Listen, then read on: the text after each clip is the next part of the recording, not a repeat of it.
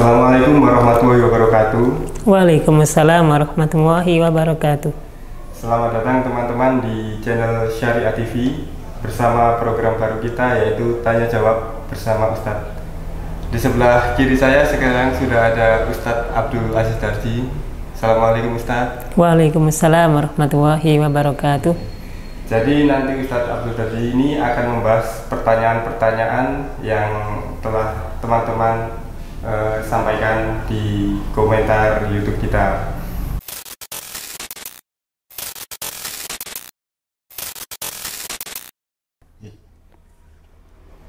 Jadi pada kesempatan kali ini kita akan membahas mengenai kriteria hewan kurban yang sah. Nanti pertanyaan-pertanyaannya akan dijawab oleh Ustadz Abdul Aziz Darji. Kita mulai dari yang paling dasar dulu. Ya. Kira-kira kriteria hewan kurban itu seperti apa, Ustadz? Baik. Alhamdulillah wassalatu wassalamu ala Rasulillah Muhammad wa mawalah amma ba'du. Ma'asyiral muslimin, jamaah yang dirahmati Allah Subhanahu wa taala. Tentu kurban ini satu ibadah yang sangat agung di dalam Islam, bernilai pahala yang cukup besar bagi orang yang menjalankannya. Untuk itu, seseorang yang hendak melakukan ibadah kurban, maka penting untuk memperhatikan kriteria keabsahan hewan kurban, supaya ketika hewan itu disembelih menjadi sembelihan yang sah dan tentu berpahala di sisi Allah Subhanahu wa taala. Nah, kriteria apa saja hewan yang harus dipenuhi di dalam berkurban? Yang pertama adalah bahwa sumber harta.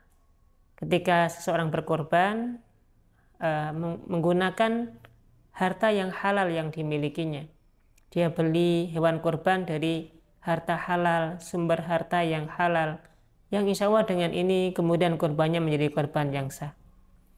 Kemudian yang kedua adalah jenis hewan, sebagaimana yang Allah Subhanahu wa taala sampaikan dalam Al-Qur'an, liyadhkurusmallah ala ma razaqahum min bahimatil an'am, supaya mereka mengingat nama Allah Subhanahu wa taala atas apa yang telah Allah rizkikan kepada mereka min bahimatil an'am, dari binatang ternak. Maka dalam ayat ini binatang yang sah untuk dijadikan hewan kurban adalah dari jenis binatang ternak. Hanya saja tidak semua binatang ternak termasuk hewan yang sah untuk dijadikan hewan kurban. Maka dalam hal ini kategori hewan binatang ternak yang sah ada 3. Yang pertama adalah unta, dan yang kedua adalah sapi, dan yang ketiga adalah kambing.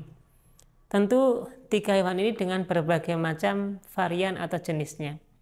Unta dengan berbagai macam jenisnya, sapi dengan semua varian sapi. Kita ketahui ada sapi Jawa, ada sapi Bali, atau jenis sapi yang lain. Termasuk juga jenis dari sapi ini adalah kerbau. Maka kerbau ini juga boleh dijadikan sebagai hewan kurban. Kemudian kambing ini ada 2. Ada kambing gibas atau yang sejenisnya sehingga masuk dalamnya ada biri-biri, ada domba. Kemudian juga ada kambing Jawa. Tentu 2 jenis ini sangat berbeda dari segi bentuk, dari segi usia yang nanti dibolehkan untuk dijadikan kurban, ya. Maka dari jenis 2 kambing inilah kemudian nanti dibolehkan untuk dijadikan hewan kurban. Ini menurut sepakat semua para ulama sepakat bahwa paling tidak ada 4 jenis ini kalau kita globalkan. Unta, sapi, domba, dan kambing Jawa. Adapun nanti para ulama yang berpendapat ada hewan yang lain yang dibolehkan, misalnya ada yang berpendapat bolehnya berkorban dengan semua jenis binatang yang berkaki 4 yang halal dimakan dagingnya. Ini pendapat yang disampaikan oleh Imam Ibnu Hazm. Termasuk juga nanti adalah burung, jenis burung. Ya, ini yang disampaikan di dalam kitab Sahih Fiqh Sunnah wa Adillatuh, pendapat Ibnu Hazm ini. Tapi ala kulli hal itu tentu pendapat ini menyelisih dari umumnya para ulama, dan tentu yang lebih tepat dan lebih kuat secara pendalilan dan secara hukum bahwa yang dijadikan hewan kurban hanyalah unta, sapi, kambing, baik itu kambing domba maupun kambing Jawa. Kalau gini Ustaz, kan apa namanya, sapi itu kan ada berbagai macam. Terus ada hewan juga yang memiliki ciri-ciri hampir sama dengan sapi. Misalkan banteng gitu Ustaz. Kan di daerah tertentu ada banteng gitu. Boleh nggak banteng itu dijadikan sebagai hewan kurban untuk pengganti sapi? Ya, tentu dari segi jenis ya tentu sangat berbeda antara sapi dengan banteng. Dari segi tumbuh kembangnya, termasuk dari segi apakah dia liar atau tidak ya, maka tentu banteng bukan bagian dari sapi yang dibolehkan untuk dijadikan sebagai hewan kurban. Maka banteng tidak boleh dijadikan sebagai hewan kurban. Oh, berarti meskipun memiliki ciri-ciri yang hampir sama itu tetap tidak boleh gitu Ustaz. Apa namanya, banteng dijadikan sebagai hewan kurban? Ya, tidak boleh. Insya Allah insya Allah masih banyak ya sapi-sapi yang ada, sehingga afdalnya kaum muslimin memilih kurbannya dengan sapi. Lalu kriteria hewan yang sah dijadikan hewan kurban itu seperti apa Ustaz? Iya. Ya, mulai dari ciri-ciri fisiknya, terus kesehatannya dan lain-lainnya. Ya. Dalam hal ini ada dua hal yang perlu kita perhatikan. Yang pertama adalah dari segi sumber pendanaannya, Kemudian yang kedua adalah dari segi syarat umur dari masing-masing hewan ini, dan kemudian nanti yang ketiga adalah dari segi cacat. Ya.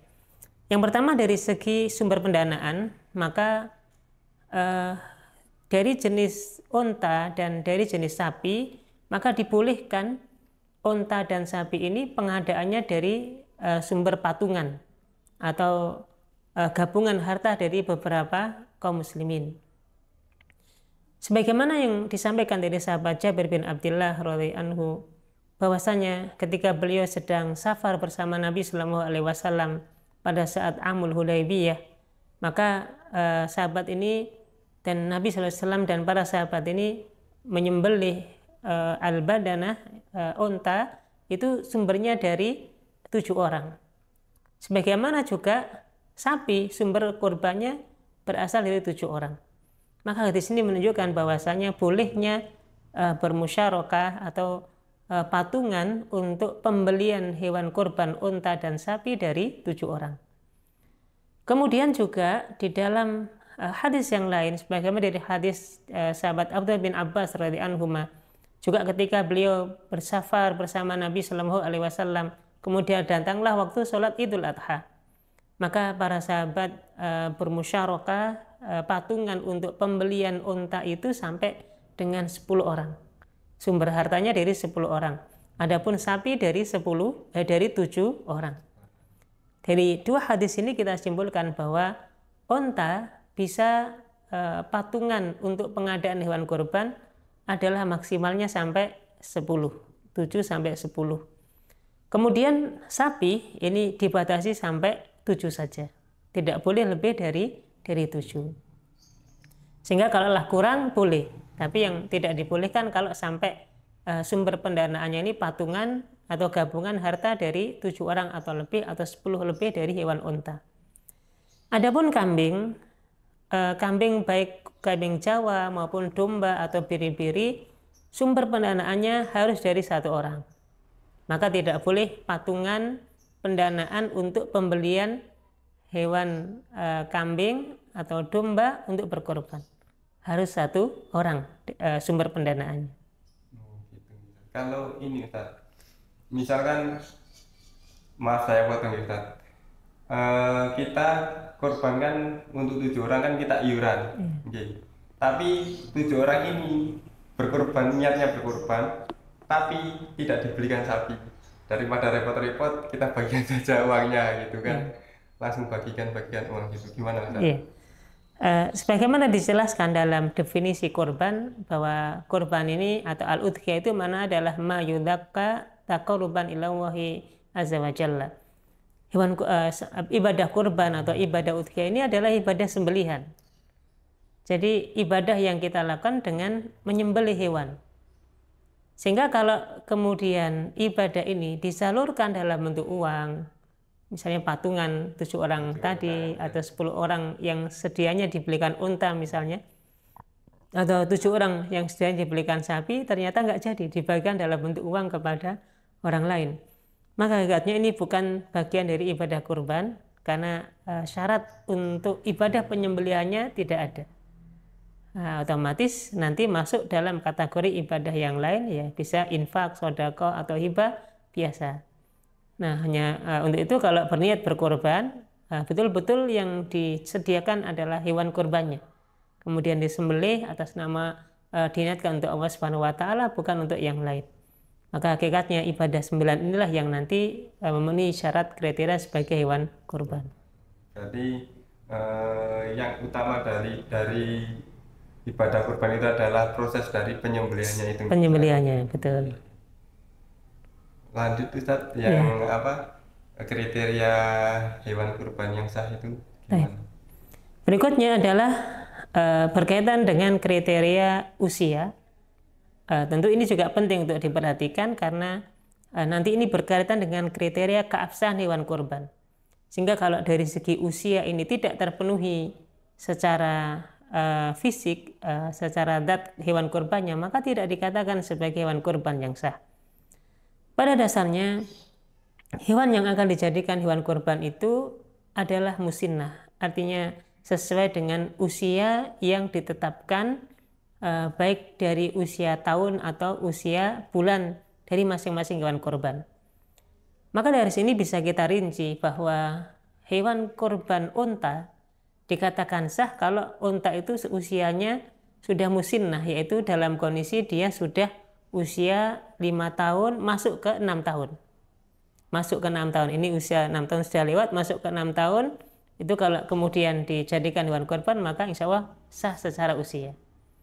Kemudian sapi secara usia adalah 2 tahun masuk usia 3 tahun. Jadi usia masuk usia 3 tahun. Kalau kurang dari itu, meskipun besar, meskipun gemuk secara badan ya dari sapi tersebut, karena syarat usianya tidak terpenuhi, maka hakikatnya tidak dikatakan sebagai hewan kurban yang sah. Karena tadi syaratnya secara usia minimal masuk di usia 3 tahun. Adapun kambing, sebagaimana kita ketahui tadi, ada kambing yang jenis kambing Jawa, ada jenis kambing domba atau adhaan. Maka afdalnya memang dari masing-masing jenis kambing ini kalau sudah berusia minimal 1 tahun. Minimal 1 tahun. Tapi kalau misalnya kita agak kesulitan untuk mendapatkan kambing, terutama kibas tadi atau yang domba atau biri-biri, maka boleh nanti menggunakan kategori hewan dhaan yang disebut dengan istilah jad'ah, yaitu hewan yang usianya minimal 6 bulan masuk ke 7 bulan. Maka ini boleh digunakan untuk hewan kurban. Jadi kalau untuk domba atau biri-biri ya atau kibas ya, maka usia 7 bulan itu boleh dijadikan sebagai hewan kurban. Tapi kalau kambing Jawa ini wajib usianya 1 tahun. Usianya 1 tahun. Kalau kurang dari 1 tahun maka tidak dikatakan kambing kurban yang sah. Nah, inilah pentingnya kejujuran bagi para penjual kambing. Bisa jadi mungkin karena pesanan banyak, kebutuhan banyak, ingin cepat laku. Kemudian kambing-kambing yang masih di bawah umur, yang secara usia belum sah dijadikan hewan kurban, ini tiba-tiba dijual atau dia, mohon maaf, misalnya berbohong ya. Tentu ini tidak boleh ya, karena dia harus amanah, karena orang yang membelinya akan digunakan untuk beribadah kepada Allah Subhanahu wa taala. Kalau gini kan tadi kan yang jual misal tidak jujur. Kita sebagai pembeli kan tidak tahu ini usianya sudah 6 atau 7 bulan lebih atau kurang dari itu, misal yang kambing kita itu. Kita sudah terlanjur beli, kita sudah korbankan, ternyata usianya itu sebenarnya itu kurang dari 6 sampai 7 bulan. Nah, itu hukumnya gimana, Ustaz? Apakah sah sebagai hewan kurban karena ketidaktahuan kita, ataukah tidak sah karena memang kriterianya tidak terpenuhi? Ya. Baik. Bagi kita yang berkorban, kemudian secara dohir hewan itu dengan penjelasan si penjual dan seterusnya ya mengatakan bahwasanya hewan ini sudah memenuhi syarat usia untuk dikorban. Ternyata belum sampai usia. Nah, kita mungkin yang pembeli ini nggak tahu, mungkin nggak seberapa pengalaman tentang kambing dan seterusnya. Yang penting kita berkorban dengan biaya yang kita miliki. Tiba-tiba kemudian si penjual ini kemudian berdusta, berbohong ya dan seterusnya. Maka ketidaktahuan kita dalam beribadah tentu ma'fun anhu ya, diampuni oleh Allah Subhanahu wa taala, tetap dikatakan sah ya. Hanya saja kemudian masalahnya ada pada penjual. Maka tentu penjual yang tidak amanah, yang tidak jujur ini tentu dia dapat dosa karena dia membohongi dalam perniagaan sehingga terjualnya karena unsurnya adalah dusta tadi. Berarti tidak mempengaruhi ibadah kurban kita ya, Ustaz, karena ketidaktahuan kita. Iya, pokoknya karena kita nggak tahu. Iya. Ya. Lalu apa lagi, Ustaz, syarat sahnya hewan kurban itu? Baik. Yang ketiga tadi adalah berkaitan dengan faktor cacat, ya. Dan ini ibadah yang akan ibadah sembelihan yang akan kita persembahkan kepada Allah Subhanahu wa taala, maka secara mendasar kita diperintahkan oleh Nabi Shallallahu alaihi wasallam untuk mengambil hewan kurban yang terbaik, harga yang termahal yang kita bisa lakukan atau yang kita bisa dapati. Tapi kalaulah kemudian dalam kondisi tertentu ya, dengan kondisi mungkin uang kita atau dana kita tidak terlalu banyak ya, yang penting kemudian syarat itu bisa terpenuhi, insya Allah sudah dikatakan sah hewan kurban yang kita lakukan. Nah, adapun terkait dengan cacat, sebagaimana yang Nabi SAW sampaikan bahwasanya ada cacat yang kalau ada pada hewan yang akan dikorbankan maka hewan ini nggak sah sebagai hewan kurban. 4 cacat itu yang pertama adalah al-awra'u al-bayinu awruha, yaitu buta yang jelas-jelas buta. Artinya hewan ini kalau melihat atau mungkin berjalan nggak tahu apa yang ada di depannya. Nah, ini berarti kan jelas-jelas buta. Berarti kalau buta sebelah nggak apa-apa itu? Atau tetap nggak boleh? Iya. Termasuk ada katara gitu kan, biasanya katara kan juga bisa nggak kelihatan. Betul. Nah, artinya bahwa buta ini bisa sebelah atau dua-duanya karena buta dan ini dianggap sebagai cacat, maka tidak boleh dijadikan sebagai hewan kurban. Termasuk tadi misalnya katarak ya, artinya kalau dengan penyakit itu menutupi bola mata dari kambing tadi sehingga nggak bisa melihat ya, maka hakikatnya ini juga termasuk kategori buta yang tidak boleh dijadikan sebagai hewan kurban. Kemudian yang kedua adalah pincang yang betul-betul pincang. Pincang di sini artinya adalah kalau dia berjalan dengan sekumpulan kawan yang lainnya itu tertinggal. Misalnya dia jalan dengan kambing-kambing yang lain atau mungkin sapi yang lain ya, yang lainnya sudah sampai depan, sudah sampai tujuan, dia masih di belakang. Nah, ini menunjukkan bahwa betul-betul pincang dia. Nah, hewan pincang entah itu yang kanan, yang kiri, yang depan, yang belakang ya, selama dia pincang ya, maka hakikatnya dia tidak dibolehkan untuk sebagai hewan kurban. Kemudian yang ketiga adalah sakit yang betul jelas-jelas sakitnya. Secara zahir, misalnya hewan ini nampak mungkin susah berdiri, hanya duduk saja gitu ya. Nampak dari mungkin wajahnya atau mungkin tanda-tanda di hidungnya ada yang ingus, beler dan seterusnya. Nah, ini menunjukkan bahwasanya memang hewan ini sakit. Nah, sakit yang jelas-jelas sakit, maka hakikatnya tidak sah dijadikan sebagai hewan kurban. Adapun nanti kalau secara zahir misalnya hewan kurban ini sehat, dia bisa jalan, dia bisa sebagaimana hewan yang lain beraktivitas dan seterusnya. Kemudian disembelih sebagai hewan kurban, ternyata didapati di dalam tubuhnya daya penyakit dan nggak tahu dari awalnya secara nampaknya tiba-tiba setelah disembelih mungkin ada hatinya yang kena sakit dan seterusnya misalnya ya, maka hakikatnya ini tetap dikatakan hewan yang sah. Karena kita tidak tahu ya, dan kita juga menghukumi sesuatu dari yang zahir. Nah, untuk itu kalau sudah nampak sakit, lebih-lebih misalnya dari dokter hewan misalnya sudah memberikan satu saran bahwa ini hewan sakit ya, maka hakikatnya tidak dibolehkan untuk dijadikan sebagai hewan kurban. Soalnya ini Ustaz, juga yang di desa saya itu kambing-kambingnya kan banyak kambing yang diliarkan itu. Ya.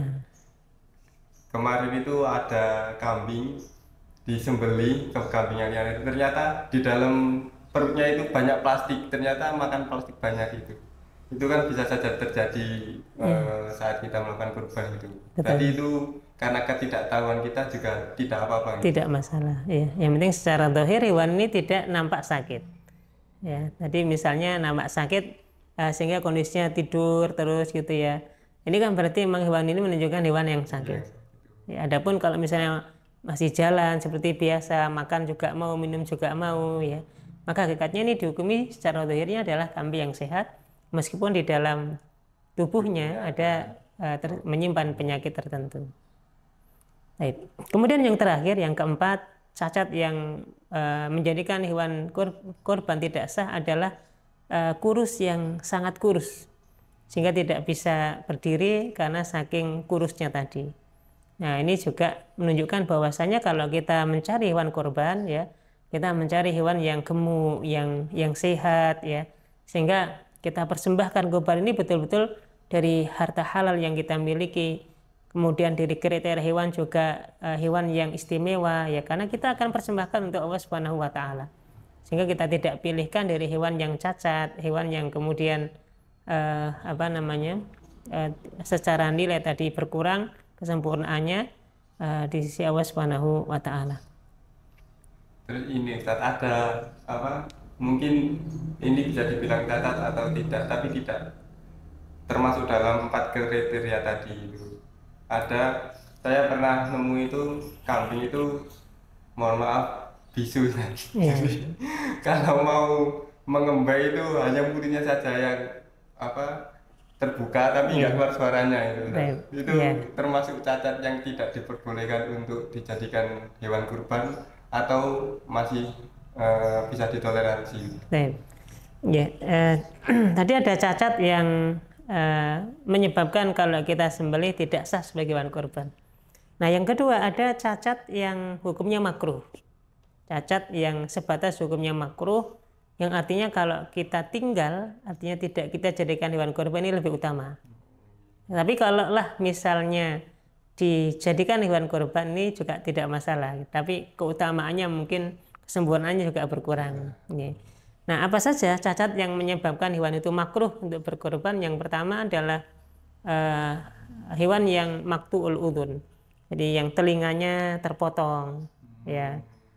Kemudian juga hewan yang maksurul qarn, tanduknya pecah, tanduknya patah ya, ini juga yang dimakruhkan untuk dijadikan sebagai hewan kurban.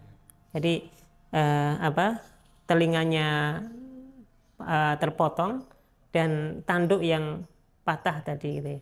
Dan yang ketiga adalah ada cacat yang disebutkan sebagai cacat yang la asarolah, artinya tidak ada pengaruh dengan hewan kurban yang akan dijadikan hewan kurban.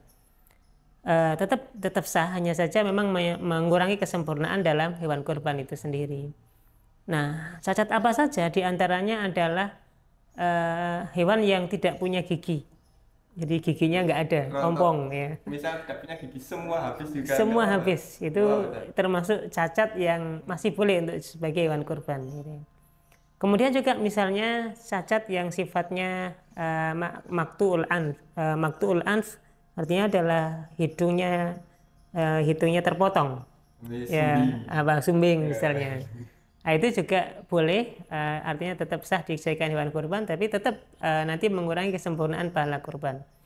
Nah, termasuk juga adalah al-qusay tadi ya, al-qusay tadi sangklir. Nah, hewan ini kalau dijadikan kurban tetap sah, hanya saja memang mengurangi kesempurnaan pahala kurban. Nah, kembali kepada pertanyaan, apakah boleh hewan yang bisu, yang tidak bisa bicara? Artinya kalau hewan mungkin kambing tidak bisa mengembek gitu ya, atau sapi misalnya nggak bisa tadi bisa berbunyi atau bisa memberikan isyarat suara, maka wallahu alam ya, tentu kategori ini lebih cenderung untuk kategori yang ketiga. Kategori tetap dibolehkan, tetap sah, tetap boleh dijadikan hewan kurban, hanya saja memang kesempurnaannya berkurang. berkurang dari hewan kurban yang akan disembelih tadi.